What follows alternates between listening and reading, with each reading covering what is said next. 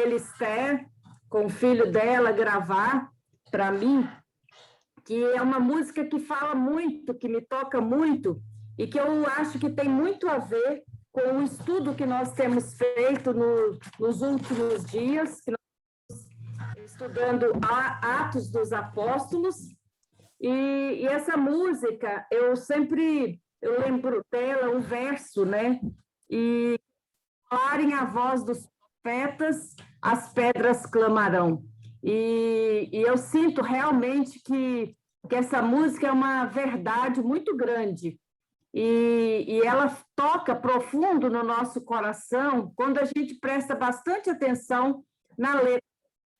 Então, eu vou pedir para o Carlos colocar, nós ouvimos na semana passada e vamos novamente...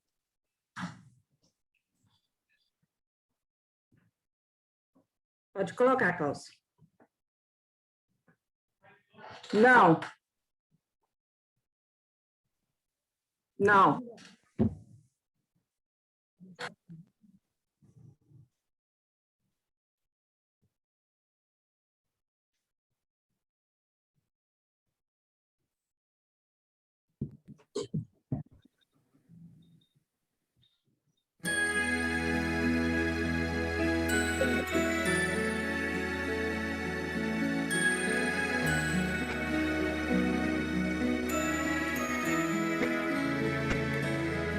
Se calarem a voz dos profetas, as pedras falarão. Se fecharem os poucos caminhos, 1000 trilhas nascerão. Muito tempo não dura a verdade, nestas margens estreitas demais. Deus criou o infinito para a vida ser sempre mais. É Jesus este pão de igualdade, viemos para comungar com a luta sofrida do povo que quer ter voz, ter vez, lugar. Comungar é tornar-se um perigo, viemos para incomodar. Com a fé e união nossos passos um dia vão chegar. O Espírito é vento incessante que nada há de prender. Ele sopra até no absurdo que a gente não quer ver. Muito tempo não dura a verdade, nestas margens estreitas demais. Deus criou o infinito para a vida ser sempre mais. É Jesus este pão de igualdade, viemos para comungar com a luta sofrida do povo que quer ter voz, ter vez, lugar. Comungar é tornar-se um perigo, viemos para incomodar. Com a fé e união nossos passos um dia vão chegar. No banquete da festa de uns poucos, só rico se sentou. Nosso Deus fica ao lado dos pobres, colhendo o que sobrou. Muito tempo não dura a verdade, nestas margens estreitas demais. Deus criou o infinito para a vida ser sempre mais. É Jesus este pão de igualdade, viemos para comungar com a luta sofrida do povo que quer ter voz, ter vez, lugar. Comungar é tornar-se um perigo, viemos para incomodar. Com a fé e união nossos passos um dia vão chegar. O poder tem raízes na areia, o tempo faz cair. Leão é a rocha que o povo usou para construir. Muito tempo não dura a verdade, nestas margens estreitas demais. Deus criou o infinito para a vida ser sempre mais. É Jesus este pão de igualdade, viemos para comungar com a luta sofrida do povo que quer ter voz, ter vez, lugar. Comungar é tornar-se um perigo, viemos para incomodar. Com a fé e união, nossos passos um dia vão chegar. Toda luta verá o seu dia nascer da escuridão. Ensaiamos a festa e a alegria, fazendo comunhão. Muito tempo não dura a verdade, nestas margens estreitas demais. Deus criou o infinito para a vida ser sempre mais. É Jesus este pão de igualdade, viemos para comungar com a luta sofrida do povo que quer ter voz, ter vez, lugar. Comungar é tornar-se um perigo, viemos para incomodar. Com a fé e união, nossos passos um dia vão chegar.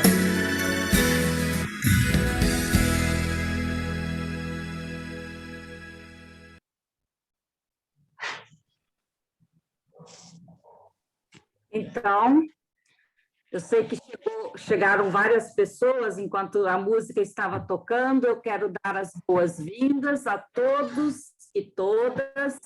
Aqueles que estão pela primeira vez, João Pedro, né? Seja bem-vindo. Leoni, né?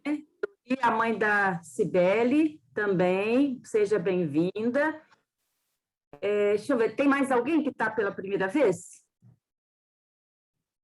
Eu acho que tem mais alguém entrando. Eu vou pedir a Rose que ore por nós, antes de lermos a palavra de Deus. Eu peço para a Rose estar orando, intercedendo por nós neste momento. Pode ser, Rose? Pode ser, sim. Querido Deus e Pai, nós te louvamos, Senhor, por essa oportunidade de estarmos reunidos em Teu nome para aprender mais a Tua palavra, Senhor. Usa a vida da pastora, Senhor, e derrama através dela da Tua unção e que ela possa nos ensinar cada dia mais sobre aquilo que é da Tua vontade, Senhor. Derrama da Tua graça sobre as nossas vidas, abre os nossos ouvidos e que o nosso coração possa ser um solo fértil para receber tudo que for semeado nesta noite, Senhor. Que venha do Teu trono uma palavra de ensinamento e que nós possamos aprender cada vez mais para ter intimidade maior contigo, Senhor. Obrigada por esse tempo, obrigada por essa oportunidade, obrigada por cada participante que está aqui, Senhor. Que Tu possa guardar a cada um atento à Tua palavra, Senhor, em nome de Jesus. Amém.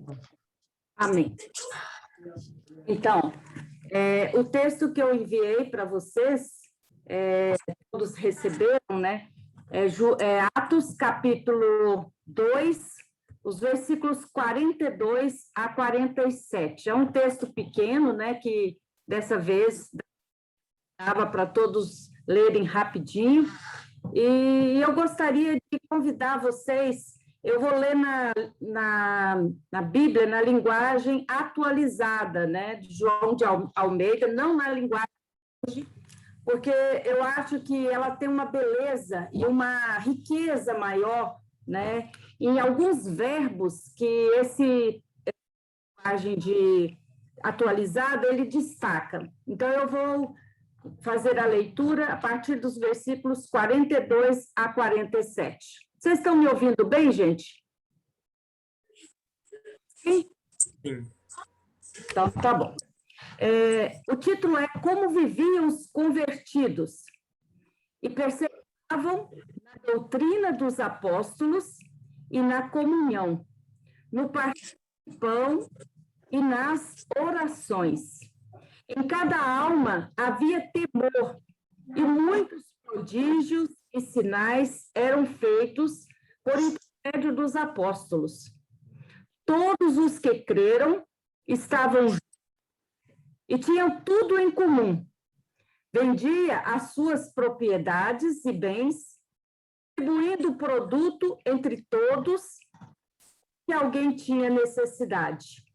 Diariamente, perseveravam no templo, partiam pão de casa em casa e tomavam as suas refeições com alegria e singeleza de coração, louvando a Deus e contando com a simpatia de todo o povo. Enquanto isso, acrescentava-lhes o Senhor, dia a dia, os que iam sendo salvos. Antes de falarmos e entrarmos um pouquinho nesse texto, o tema que eu coloquei hoje é como viviam os convertidos. Como viviam os convertidos. E eu gostaria de retomar um pouco o estudo da semana passada. Nesse estudo, nós falamos sobre a descida do Espírito Santo e o discurso de Pedro, após essa descida do Espírito Santo no Pentecostes. Não foi apenas um discurso, foi uma pregação. Eu acho que a pregação mais bem-sucedida, né, do apóstolo Pedro, porque Pedro ali estava o nascedouro da igreja primitiva. E foi uma das pregações mais bem-sucedidas, porque levou a conversão e o batismo de mais de 3.000 pessoas. Ao mostrar que as pessoas fizeram o que elas fizeram tudo a Jesus, levando a cruz, levando a morte na cruz. E o resultado dessa morte foi o pecado da humanidade daquela época e também os nossos pecados hoje, né? Jesus foi morto, crucificado por causa dos nossos pecados para nos dar a salvação. E nessa pregação, quando ele colocou, eu disse na semana passada, de 4 elementos, né, que a igreja primitiva dava ênfase, né? 4 elementos, 4 partes. Uma pregação se dividia em 4 partes. Eu lembro, né, eu não sei se vocês lembram, mas a primeira era o querigma. Querigma é uma palavra em grego que consiste um mensageiro que traz a mensagem. Então, é como um arauto, né, que fala, mas é um mensageiro. E ele traz uma mensagem, os pontos principais, e esse não pode ser questionado. Joyce, eu acho que o seu microfone está aberto. Então, o que acontece? Havia pontos fundamentais nessa pregação, ou seja, Jesus morreu na cruz, ressuscitou, e tudo isso foi para perdoar os nossos pecados e para nos salvar. Então, essa pregação, ela provocou um arrependimento, um quebrantamento. E também o arrependimento, que significa... O que significa arrependimento? É repensar as nossas ações à luz da palavra, né? Então, à luz daquilo que estava sendo anunciado. E isso vai também num outro ponto que eu falei na semana passada, primeiro, o didaquê, que significa segundo elemento, que significa ensinar. Então, Pedro, ele não só falou movido pelo Espírito Santo, mas ele ensinou, ele esclareceu, né, aquilo que ele estava falando, os atos, né, a pregação dele. E o terceiro elemento é a paraclesis, que significa a exortação, né? A exortação é um tipo de pregação que admoestava as pessoas e a obrigação de mudar de vida, de rever seus conceitos, de rever sua vida e mudar de vida à luz do Evangelho. E o quarto elemento é a homilia. A homilia significa falar de qualquer tema à luz da mensagem cristã. Então, uma pregação completa, ela tinha esses 4 elementos. E aí, eu gostaria de chamar a atenção de que nessa pregação de Pedro, nesse discurso, houve uma exortação, né? A exortação é quando você, à luz da palavra, você acaba mostrando, o Espírito Santo acaba mostrando os nossos atos, os nossos erros, e nós precisamos responder a esse apelo dessa palavra.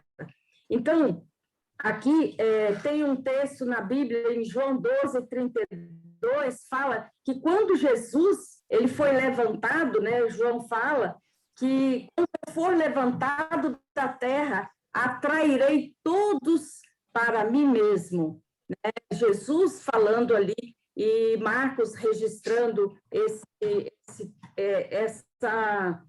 esse versículo falando sobre Jesus.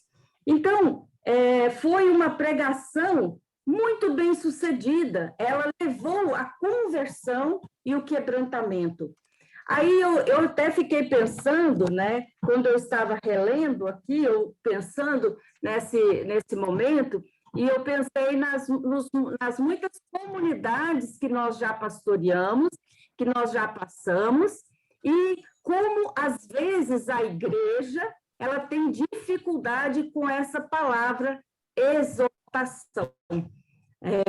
Às vezes, quando uma mensagem ela é mais exortativa, as pessoas sempre falam assim, nossa, se o fulano de tal tivesse aqui hoje, essa palavra ia falar direto para mim, né?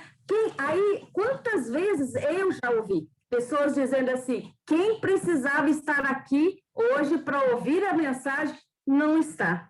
E aí, a gente ri por dentro, por quê? Porque a gente sabe que todos nós precisamos ser exortados vez ou outra.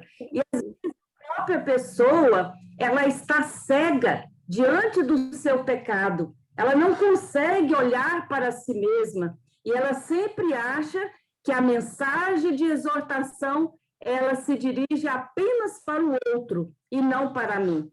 E a palavra de Deus ela é como uma espada afiada, né? Onde ela de 2 gumes, onde ela corta e separa.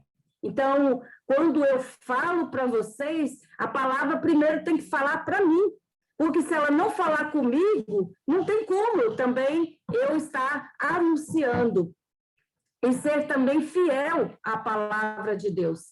Então, essa comunidade, como nós hoje podemos aprender com essa comunidade primitiva? E eu vou, então, agora listar alguns tópicos que eu registrei aqui para falar com vocês durante esse estudo. São 8 tópicos.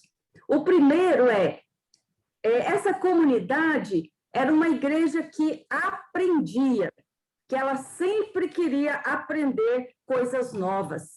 E aí diz assim, eles, perseveravam na doutrina dos apóstolos e na comunhão e no partir do pão e nas orações. Perseverar significa o mesmo que persistir, seguir, continuar. Ou seja, aquilo que aconteceu no Pentecostes não foi um acontecimento isolado, não foi um fogo de palha, né? Mas foi cultivado pela primeira comunidade diariamente. Eles perseveravam na doutrina dos apóstolos, nos ensinamentos dos apóstolos, no partir do pão, que era a Santa Ceia, que eram as refeições também comunitárias, e nas orações. Eles estavam juntos nas orações, nas refeições e no ensinamento da doutrina dos apóstolos. Um dos grandes perigos hoje na igreja é uma religião estática, né, que olha sempre para trás, em vez de olhar para frente. O cristão, ele deve caminhar não olhando somente para trás, mas ele deve caminhar rumo ao amanhecer, rumo ao futuro, ir para frente. Tem a gente já, aí contando um pouco, né, sobre as experiências pastorais, às vezes a gente chega, ou já chegava em alguma comunidade, já chegou em diversas comunidades que nós passamos, a gente sempre escuta um saudosismo, né? As pessoas sempre lembrando dos pastores de antigamente. Ah, pastor bom era aquele, né? Que era assim, assado, que fazia isso e isso. Eu lembro quando eu fui para a primeira comunidade minha em Colatina, eu tinha um senhor muito antigo, mais velho, e ele sempre, em todos os estudos bíblicos meus, ele sempre falava que, assim, referia a saudade que ele sentia daqueles pastores antigos, daqueles tempos onde era assim, onde era assado, né? E ele só revivia o passado. E é uma coisa importante que a gente tem que pensar, que a história, ela nos ensina, né? Eu acho que cada pastor que chega numa comunidade, ele precisa respeitar a história da igreja, as pessoas, cada uma delas. A história nos ensina a olhar de vez em quando para trás. Para quê? Para não cometermos os mesmos erros que outros cometeram. Eu aprendi desde criança que quando a gente vê a barba do vizinho pegando fogo, a gente coloca a da gente de molho. O meu pai sempre dizia isso, porque você não precisa passar pelas mesmas dificuldades, pelas mesmas situações difíceis, né, que outros passaram. A experiência negativa, ela tem que nos ensinar algo positivo, para não cairmos nos mesmos erros. Por isso eu vejo que a história é muito importante para a gente reler a história, mas não ficar com nos nossos olhos voltados somente para trás. Se o motorista de carro começar a dirigir um carro e ficar olhando só para trás, ele vai bater, né? Mas a gente precisa dar uma olhada no retrovisor e olhar para frente, né? Olhar para onde nós estamos querendo ir. E eu acho que isso é uma coisa que a gente vai aprender muito estudando o livro de Atos dos Apóstolos. Por quê? Porque o próprio Pedro, ele foi um dos apóstolos e discípulos de Jesus. Eu falei sobre aquele Pedro que negou Jesus na época da Semana Santa, né? Falei sobre isso. E falei agora no último estudo a diferença desse Pedro. Como ele estava diferente.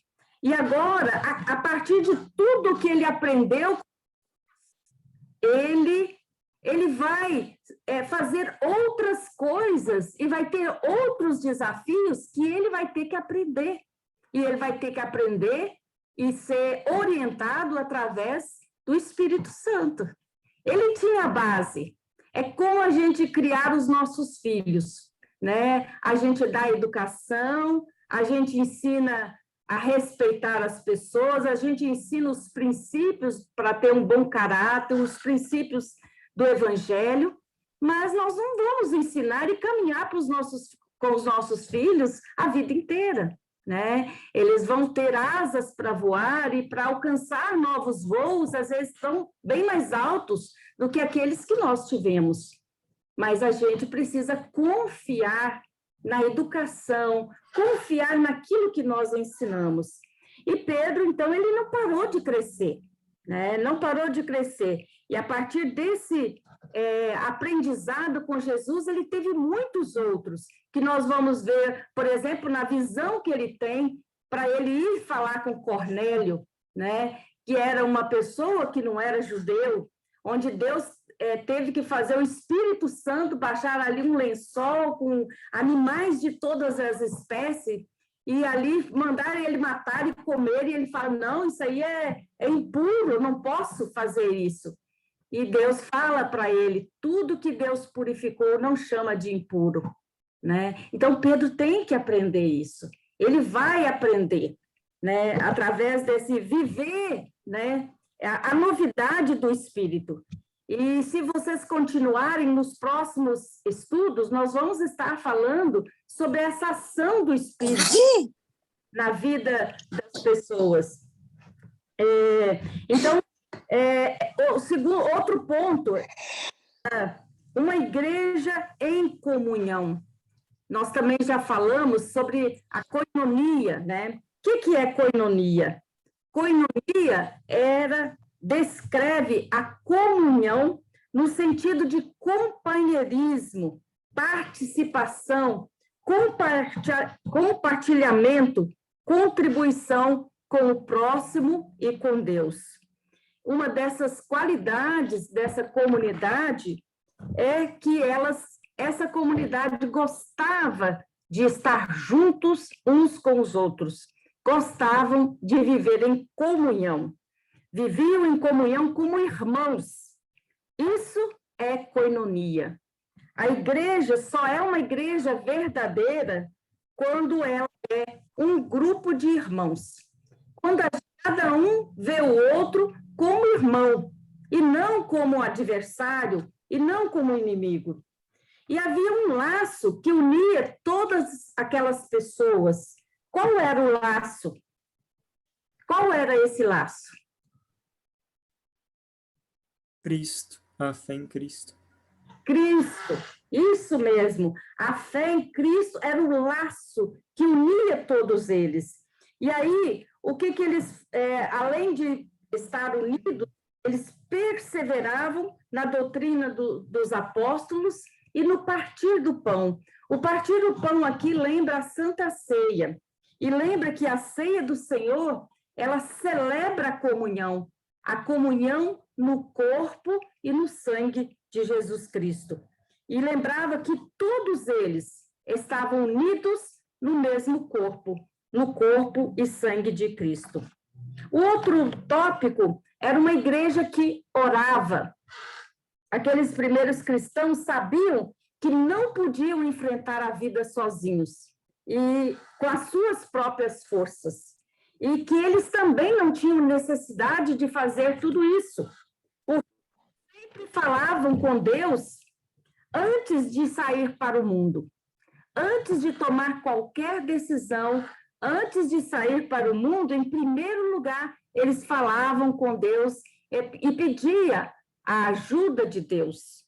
E eles encontravam Deus. Então, em primeiro lugar, antes de sair ao mundo, eu preciso falar com Deus, eu preciso encontrar com Deus, ter intimidade com esse Deus. Há muitos anos, quando eu era bem jovem, né, bem novinha, eu li um livro que tinha como título O Segredo da Oração que Prevalece. E nesse livrinho, bem fininho, ele dizia que a oração, ela precisa ser a chave que abre o nosso dia e o cadeado que fecha na nossa noite. Então, ao levantarmos, precisamos orar e pedir a Deus a sua força, pedir a Deus a sua direção e ao terminar o dia, também colocar também esse dia e a noite nas mãos do Senhor. E acompanha a oração os sinais e maravilhas que eram feitos por parte dos apóstolos. E o outro tópico diz que essa igreja era uma igreja que acontecia muitas coisas aconteciam nessa igreja, ocorria sinais e maravilhas. E aqui fala, eu estava olhando, né, que se a gente espera grandes coisas de Deus, e a gente tem essa fé, as coisas acontecem. Agora, quando a fé morre, né? Quando a fé morre, nós perdemos, nós acabamos sendo incrédulos. E aí a gente já não acontece mais nada, porque parece que a incredulidade toma conta do nosso coração. E Jesus, certa vez, diz, né, quando ele passou por Nazaré, veja só, Jesus foi criado em Nazaré. E quando ele foi em Nazaré com os discípulos, o Evangelho, agora eu não sei se é Marcos ou Mateus, relata que Jesus não pôde fazer ali muitos milagres. Por quê? Porque havia muita incredulidade. Quando as pessoas olhavam para Jesus, não via ele como filho de Deus, como mestre, como Senhor. Eles viam aquele filho do carpinteiro, o filho de José, aquele que foi criado entre nós, né? E Jesus, certa vez, diz que o profeta não é bem recebido, não faz milagres na sua própria cidade. Uhum. Na sua própria cidade, né? Então, aqui a gente percebe que a incredulidade é a impotência de Deus. Quando a gente perde a fé, quando a gente para de crer, também para de acontecer. Mas quando a gente crê de todo o nosso coração e que a gente tem fé, coisas acontecem todos os dias. E uma das coisas que eu li esses dias, eu achei muito interessante, preparando esse estudo, que fala que todo dia deve ser um dia que a gente aprende uma coisa nova. E que o cristão deve considerar o dia perdido aquele que ele não aprendeu nada. Então, um dia perdido, aquele que você não aprendeu nada. Então, em cada dia, nós podemos aprender algo novo. E se eu olho para a minha vida, para as coisas do passado, muitas coisas hoje eu faço diferente, hoje eu tenho um olhar diferente. Por quê? Porque os anos, né, que passam, as experiências que a gente vai tendo, a gente vai olhando, às vezes, uma situação que a gente, no passado, perderia a cabeça, hoje a gente olha com mais maturidade, com mais serenidade, né? Então, a gente sempre está aprendendo coisas novas. E outra coisa que essa igreja era uma igreja reverente, uma igreja reverente.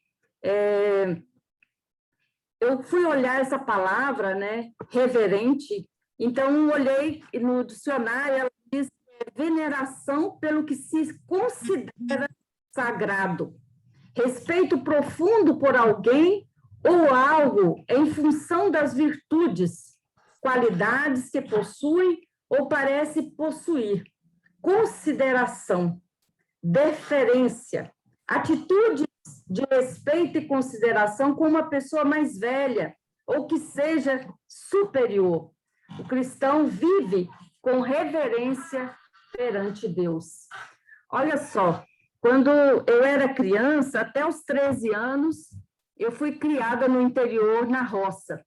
E uma das coisas que a gente aprendia mineira, né, bem mineira, era que uma pessoa mais velha, a gente se dirigia a ela como senhor e senhora, e ainda pedia a bênção.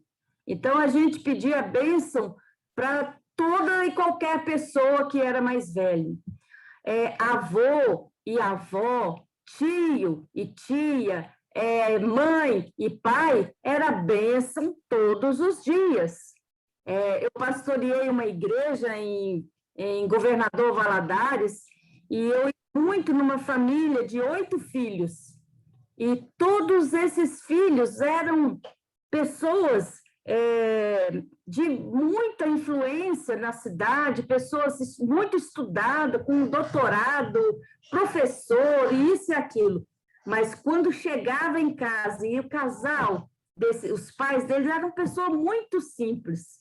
A mãe era descendente da tribo de Krenak, mas quando os filhos chegavam, era benção mãe, benção pai.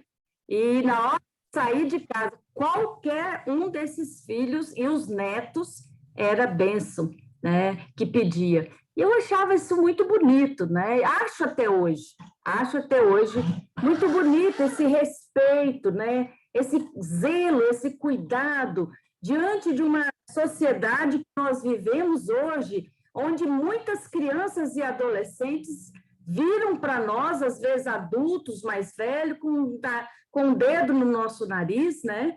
Ou pessoas que não têm respeito pelos seus pais, pelos seus avós, pelos seus tios, ou por uma pessoa mais velha.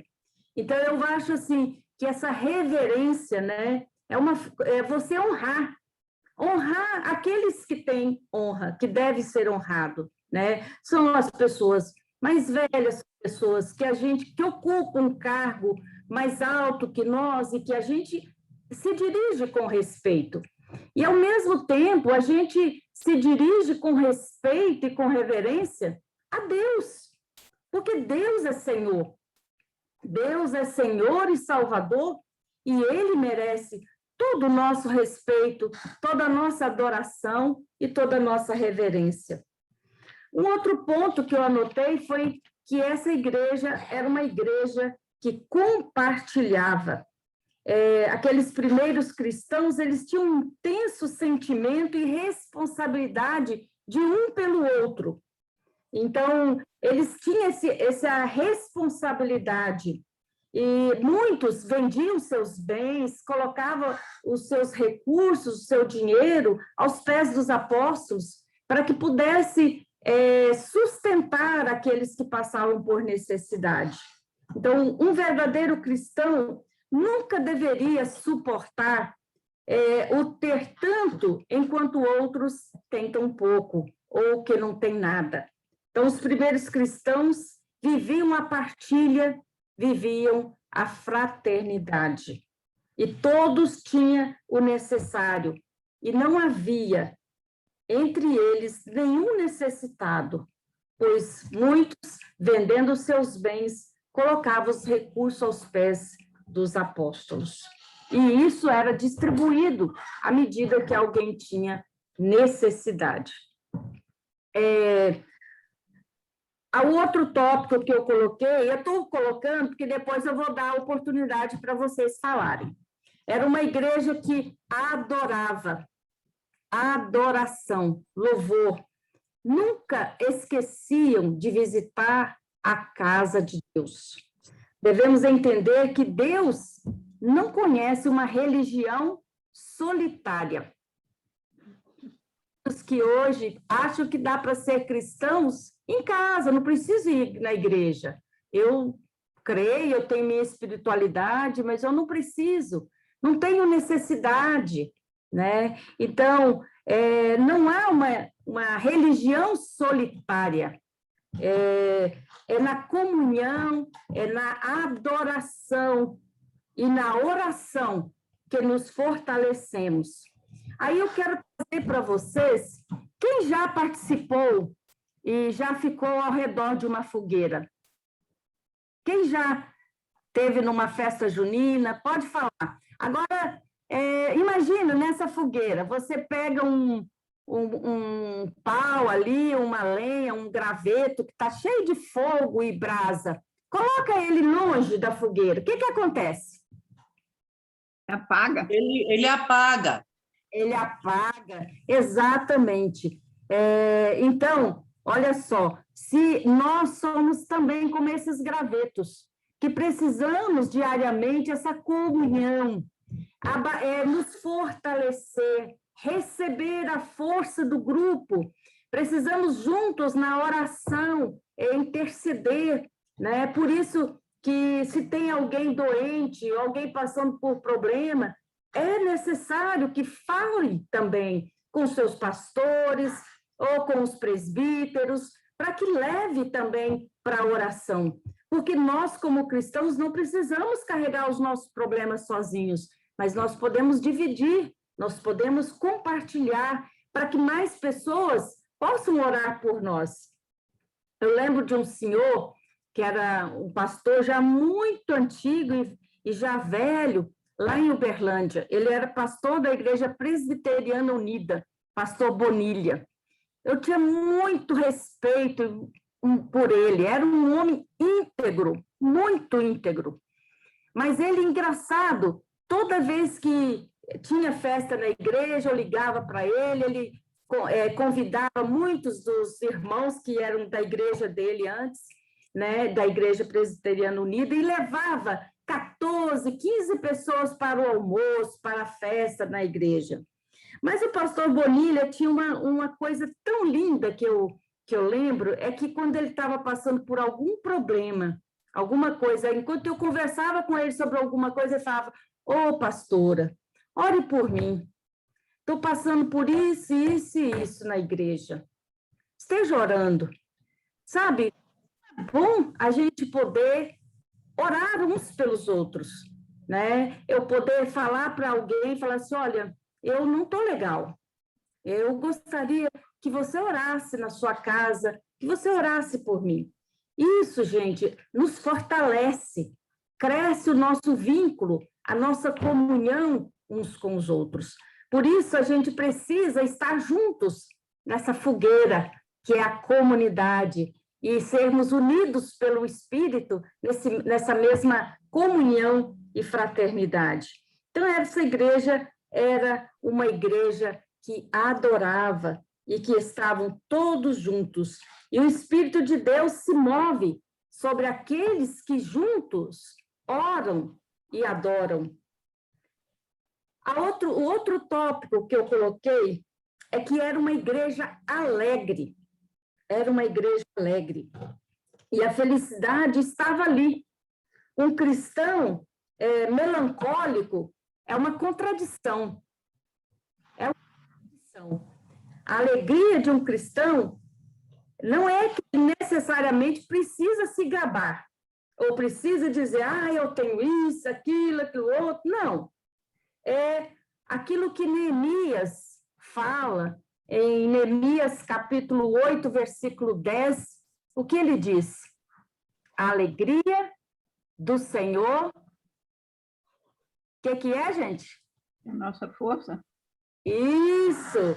A alegria do Senhor é a nossa força, né? Quando a gente tem essa alegria, essa paz do Senhor, ela nos fortalece, né? A alegria do Senhor é a nossa força. Então, ela nos fortalece, ela nos anima, ela nos coloca em pé.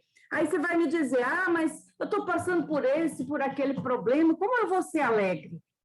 Olha, eu lembro uma vez, quando Karina operou, ela tinha 1 mês de vida, e ela estava no hospital. Eu sabia que tinha muitas pessoas orando por ela e orando por nós. E eu ia, às vezes, na UTI, e ela estava cheia de aparelho, né? No pescoço, no braço, em tudo quanto é lugar que vocês imaginar. Ela tem essas marcas até hoje, desses aparelhos. Mas eu cantava com ela.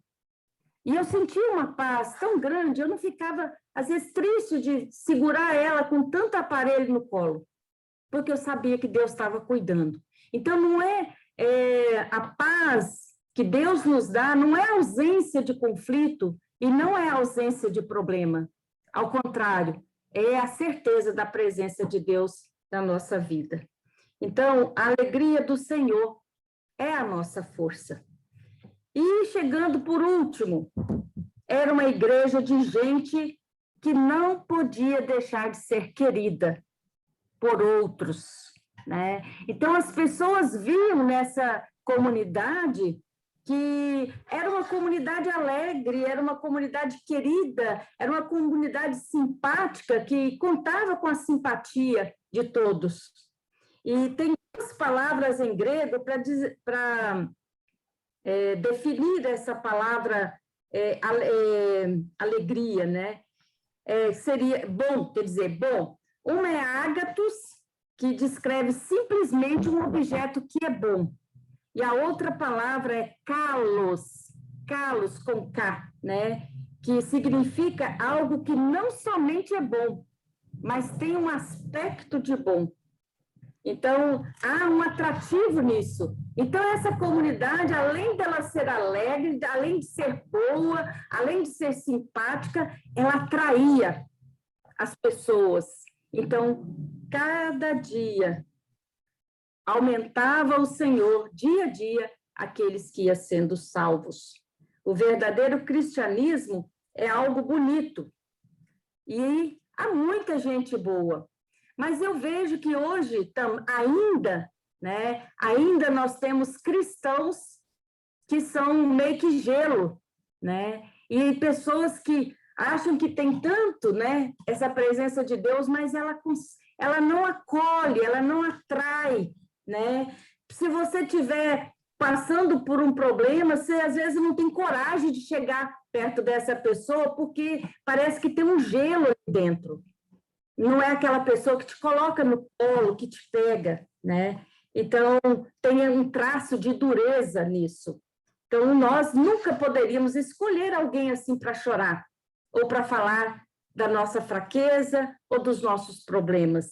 Então, a gente precisa ser, né, essa comunidade que acolhe, que é atrativa, que conta com a simpatia, né, das outras pessoas. E acrescentavam o Senhor dia a dia os que iam sendo salvos. Eu coloquei uma palavra, eu até escrevi aqui pouco antes do estudo, uma palavra que significa que o que é ser singeleza, né? Que na minha Bíblia fala que eles tomavam as refeições com singeleza no coração. E eu fui olhar no dicionário o que essa palavra, o dicionário dizia como sinônimo, né? E aí coloca a pureza, a simplicidade, a honestidade, sinceridade, espontaneidade, integridade, ausência de ornamento. Então, veja só, diariamente perseveravam unânimes no templo, partiam o pão de casa em casa e tomavam as suas refeições com alegria e singeleza no coração.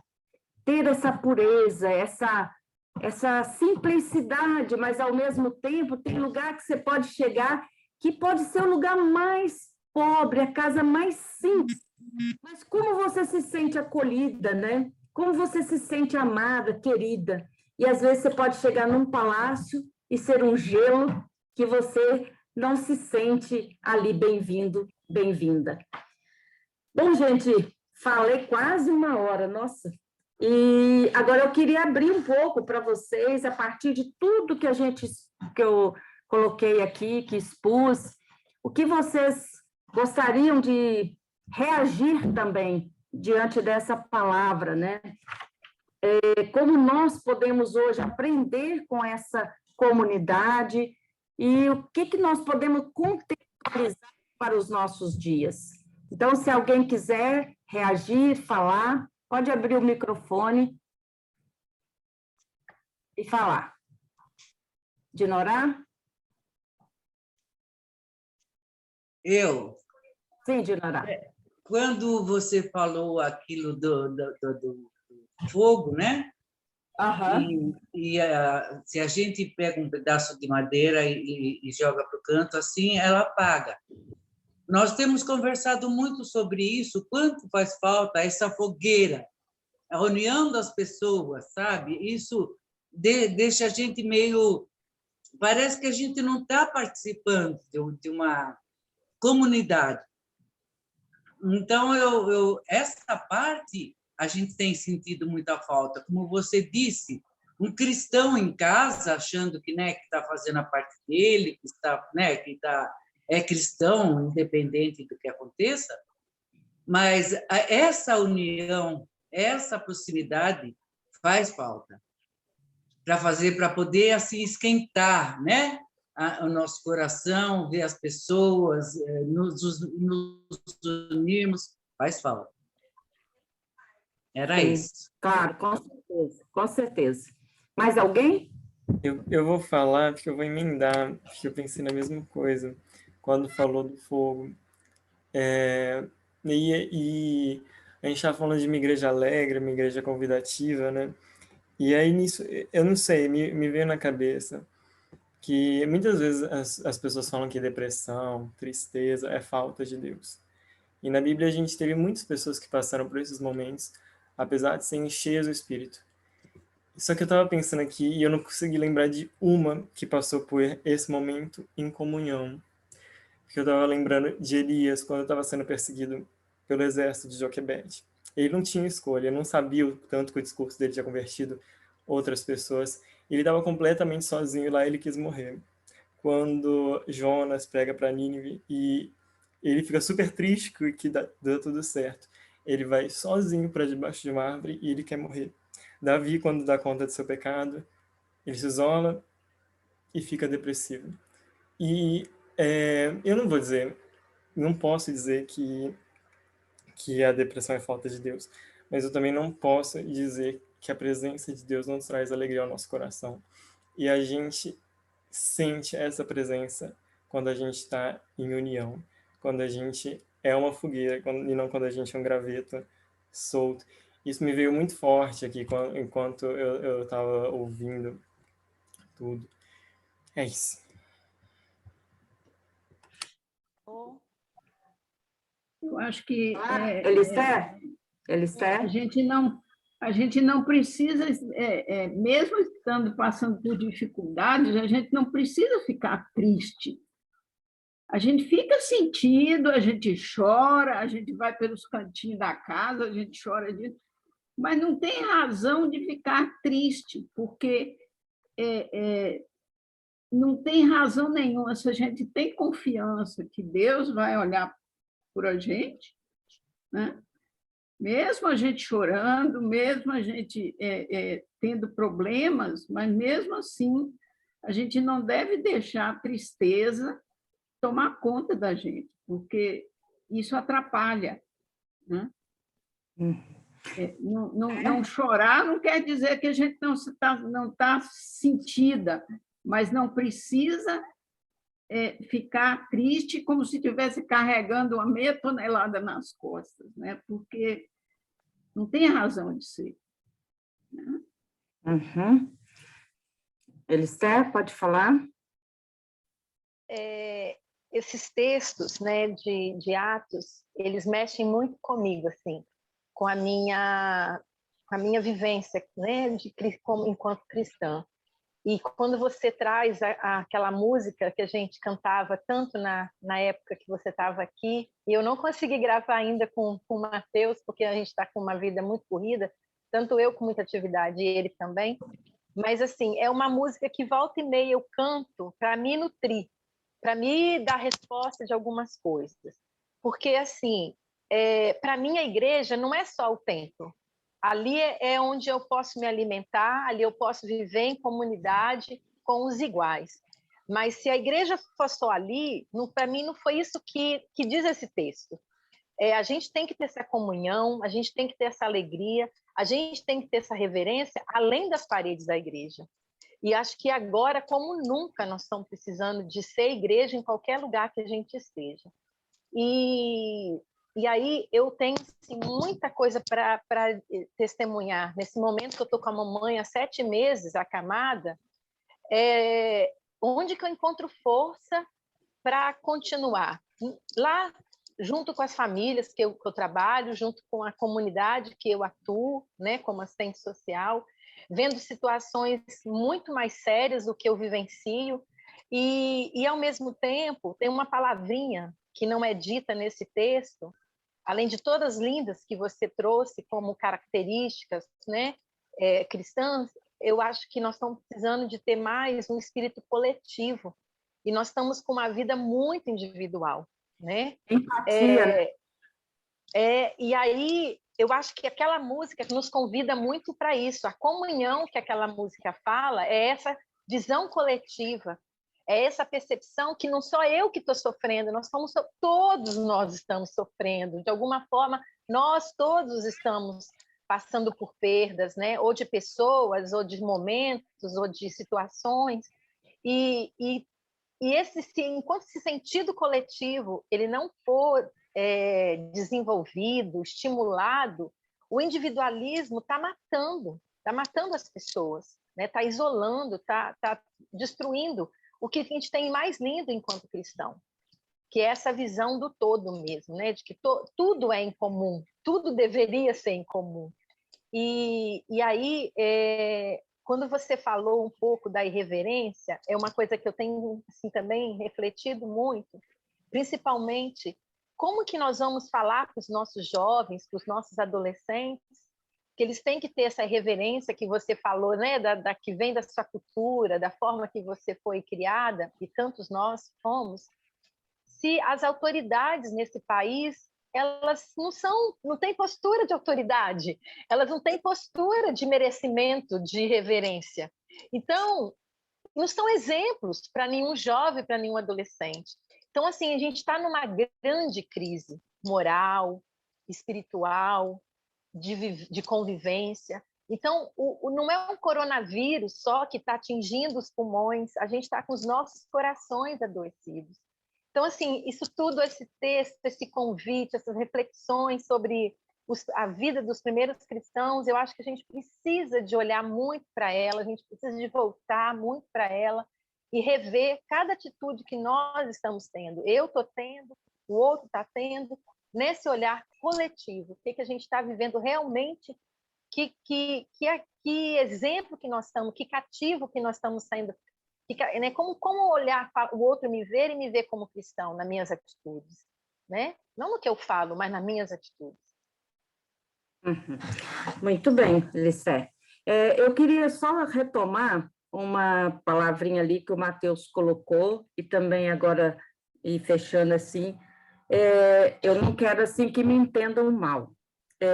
Na questão da depressão, ela é uma doença e ela precisa ser tratada, né, com remédios, com a ajuda de psiquiatra, com a ajuda de terapeuta, com psicóloga. A Silvia está aí como psicóloga, ela sabe disso. Então, é uma doença. E o cristão pode sim ficar em depressão. Inclusive, eu já fiquei. Eu fiquei 1 ano muito mal e não foi fácil vencer. Então, às vezes, a gente precisa entender isso, né? Uma vez, quando eu estava bem mal, eu li um livro que chamava Esgotamento Espiritual. E nesse livro, Deus falou profundamente ao meu coração e mostrando o profeta Elias como um profeta que estava passando por uma depressão muito grande. O Matheus está com ele ali, porque ele está lendo. Então, e é muito importante a gente saber que cristão sofre também, ele pode se deprimir, pode ficar triste, porque, por exemplo, recentemente eu fiquei muito triste, muito, com a perda do meu irmão. E foi exatamente essa visão que a Esther está colocando, do coletivo, de olhar para a necessidade do outro e ver que o problema do outro é maior do que o meu, e de que eu tiro o olhar de mim e começo a olhar para o outro, eu vejo que o outro precisa de mim. E quando eu começo a ajudar, e o incrível que aconteceu comigo é que eu parei de chorar, eu parei de ficar triste, só não querendo fazer nada, entende? Então, foi nesse trabalho que eu comecei a refletir numa frase que eu li há muito tempo, um tempo atrás, que é: torna-te necessário a alguém. Então, quando a gente se torna necessário, quando eu posso fazer, aliviar a dor do outro, por menor que seja, eu estou sendo necessária, eu estou ajudando, né? Aliviando um pouco a dor. Mas, ao mesmo tempo, quando a gente precisa, né? A gente, às vezes, precisa um do outro para também se fortalecer. Quando eu fiz assim, o que nós podemos aprender com a comunidade primitiva, tem muitas coisas que nós podemos voltar e aprender. Mas também, isso que você trouxe, Elistédia, das nossas autoridades, infelizmente, realmente, né, tem tido situações, pessoas que a gente não, às vezes, tem dificuldade até mesmo de ver a postura de uma autoridade. Mas, mesmo assim, nessa situação, a gente precisa voltar também em oração para Deus, né? Para que ele levante boas autoridades, novas autoridades no futuro, que venha pastorear, né? Que venha cuidar, né? Do povo com amor, com justiça, com honestidade, com integridade, né? Era assim no Antigo Testamento. Os reis, né? Eles recebiam de Deus a autoridade para reinar e para cuidar do povo. Mas no momento que ele se afastava de Deus, muitas coisas ruins aconteciam, muitas, né? E eu vejo que isso, até hoje, é algo que também acontece.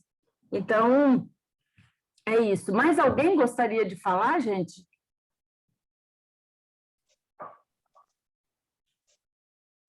Silvia?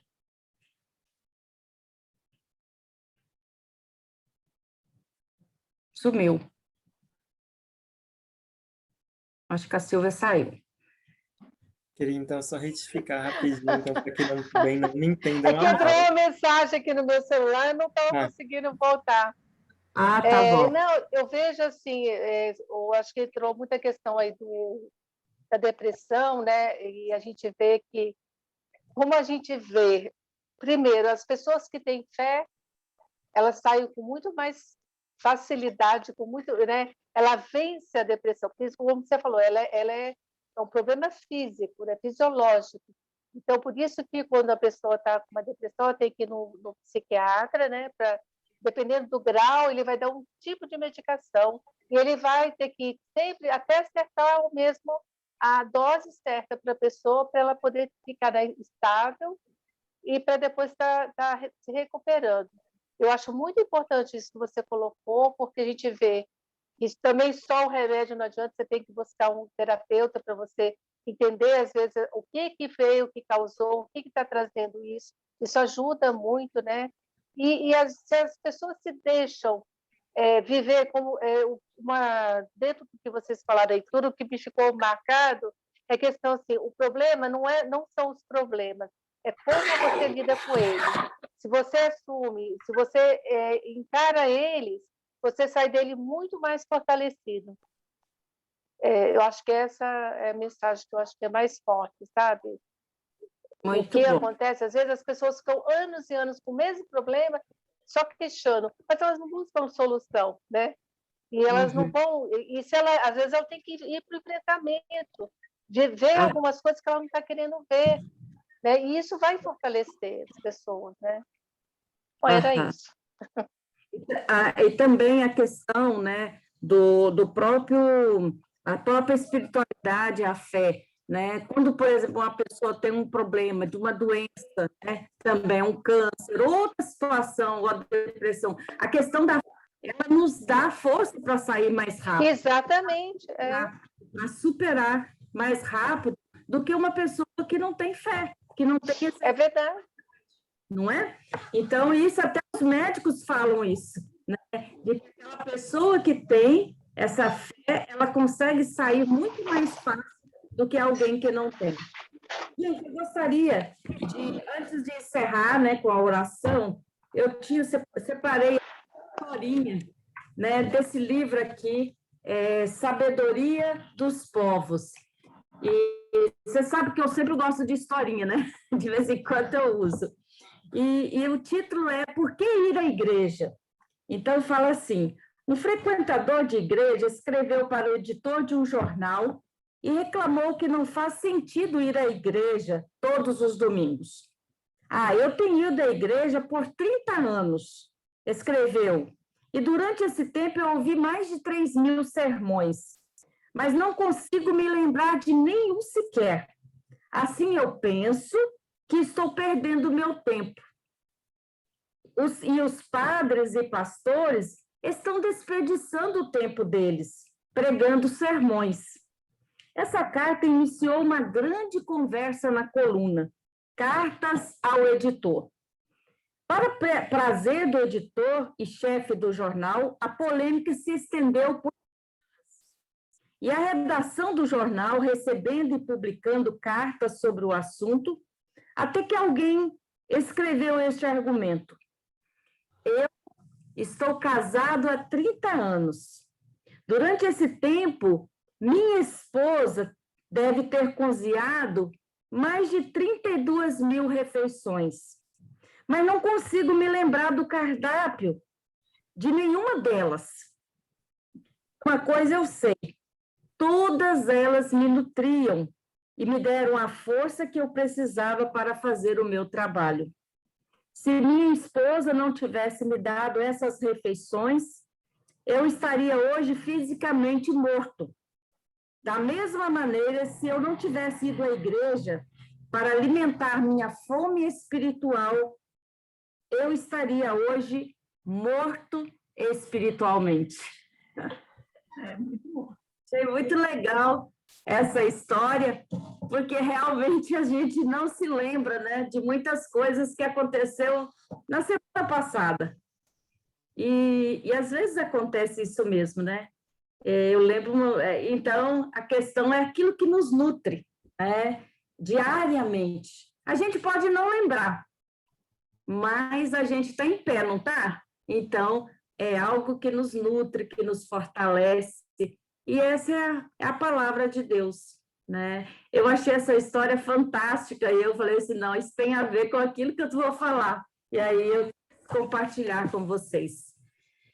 Gente, vamos fazer agora a nossa oração final, e eu gostaria que você saísse na janelinha após a oração para a gente tirar a foto, né? Que cada estudo a gente tira uma foto para guardar, né? No nosso grupo, né? Aí quem não veio sabe quem veio, e outra coisa, a gente se vê. Então, vamos estar orando nesse momento. Klaus, acho que não está aí não, né, Klaus? Então, eu vou orar. Ah, você está? Então, ora aí por nós. Querido Deus, novamente fomos saciados pela Tua palavra e pela experiência das primeiras cristãs e dos primeiros cristãos lá em Jerusalém. Como é importante, como foi bom, Senhor, ver e compreender como viviam essas pessoas a sua fé no dia a dia. Dá que possamos aprender com estas pessoas, dá que outras pessoas que vivem ao nosso redor percebam nas nossas atitudes, nas nossas falas, que somos cristãs e que somos cristãos. Obrigado, Senhor, por este texto.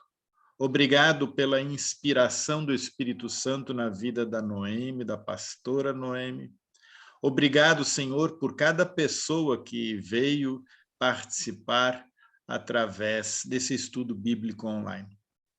Permita, Senhor, que agora tenhamos uma noite de descanso, recuperar forças para o dia de amanhã, e que no dia de amanhã, se assim for da Tua vontade, seja através de palavras, seja através de ações, possamos demonstrar a nossa fé em Teu Filho Jesus Cristo, que é o nosso Senhor e Salvador.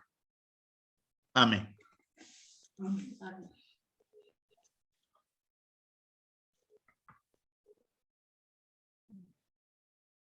Eu tinha desligado o microfone.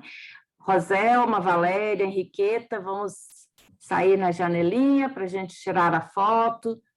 E enquanto vocês vão abrindo, eu quero aproveitar para desejar um abençoado Dia das Mães, um feliz Dia das Mães. A palavra pastoral amanhã sou eu que trago, então escutem também. Estou falando um pouco sobre essa tarefa nossa de mãe, mas também falando um pouco da realidade, né? De que nenhuma mãe tem que colocar que é o exemplo de perfeição. Não, não é. Mas a gente é bom a gente sentir também, né, que nós somos pessoas que somos falhas, que cometem falhas e somos frágeis como qualquer outra pessoa. Mas não podemos deixar de ressaltar a importância de tantas e tantas mulheres que diariamente levanta a bandeira, sustenta sua casa sozinha, cuida, sai, educa, cria os filhos, ama, né? E isso vai ser muito importante. Então, depois, escutem lá amanhã. A foto, Calça? Cadê a Henriqueta? A Henriqueta está aí. Muito bem. A Valéria. 1, 2 e sorrindo.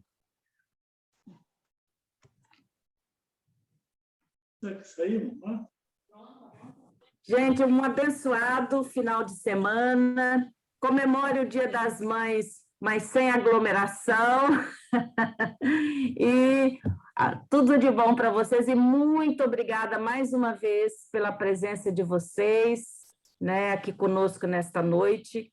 E foi muito legal estar com vocês. Vocês não imaginam o dia corrido que eu e Carlos tivemos.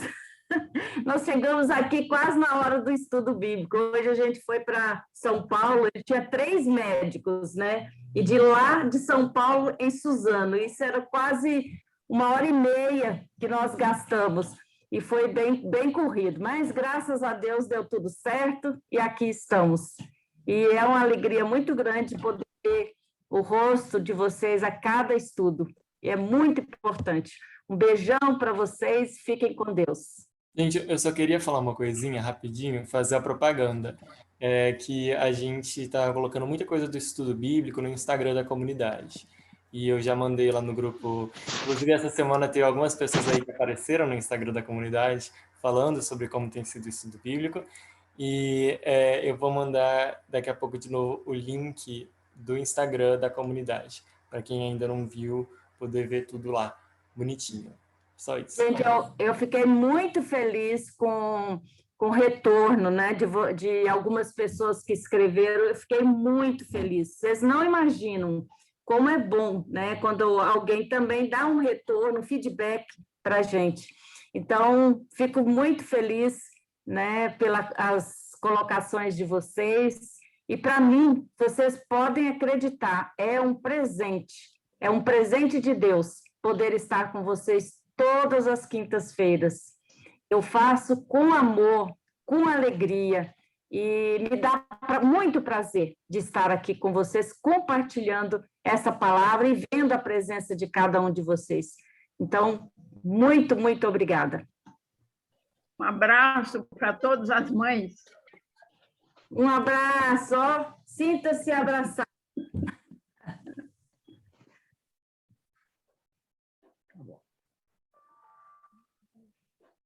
Tá bom.